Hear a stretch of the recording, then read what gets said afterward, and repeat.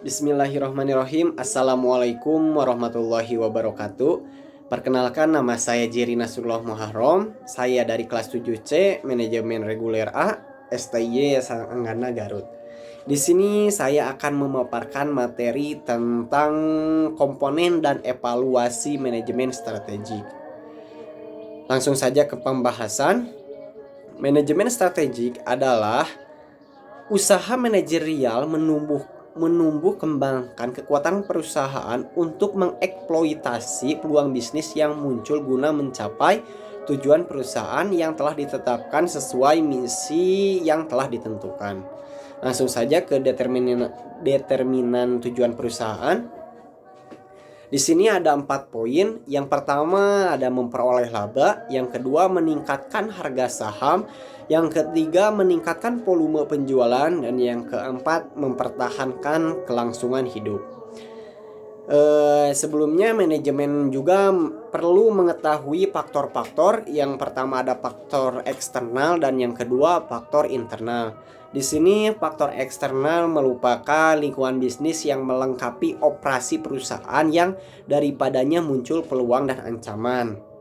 Dan faktor ini mencakup lingkungan industri dan lingkungan bisnis makro. Masuk saja ke faktor internal.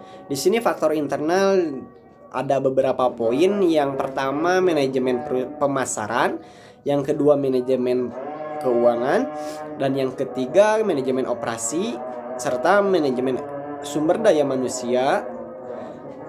Poin selanjutnya penelitian dan pengembangan, dan yang terakhir adalah strategi informasi manajemen. Langsung saja kepada pembahasan selanjutnya. Di sini ada komponen manajemen strategik. Di sini ada 3 poin. Yang pertama analisis lingkungan bisnis, yang kedua analisis profil perusahaan, dan yang ketiga ada misi perusahaan. Di sini poin pertama yaitu analisis lingkungan bisnis adalah untuk mendeteksi peluang dan ancaman bisnis, dan poin kedua yaitu analisis profil perusahaan di mana untuk mengidentifikasi kekuatan dan kelemahan perusahaan. Lanjut saja ke poin ketiga yaitu misi perusahaan, di mana strategi bisnis yang diperlukan untuk mencapai tujuan perusahaan dengan memperhatikan misi perusahaan. Langsung saja ke pembahasan selanjutnya. Intensitas manajemen strategik. Intensitas manajemen strategik ini di mana manajemen berbeda dari satu perusahaan ke perusahaan yang lain dalam intensitas dan formalitasnya. Dalam intensitas manajemen strategik ini ada determinan intensitas, yaitu ada formal dan detail, informal dan garis besar. Ada beberapa poin. Yang pertama ada dari organisasi, gaya manajemen, kompleks lingkungan bisnis dan proses produksi, serta karakteristik personalan. Di sini yang termasuk ke dalam formal detail dalam organisasi yaitu besar kecilnya garis besar. Terus poin selanjutnya gaya manajemen yaitu ada demokratis, otoriter, intuitif, operatif, dan pengalaman.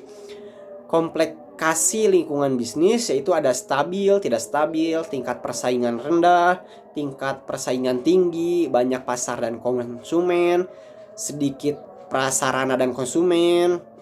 Dalam proses produksi juga ada padatnya modal, padatnya karya, terintegritas, sederhana, teknologi tinggi, teknologi sederhana, waktu tunggu relatif pendek, waktu tunggu relatif panjang. Dalam karakteristik persoalan tersebut ada kompleks baru dan keras, sederhana.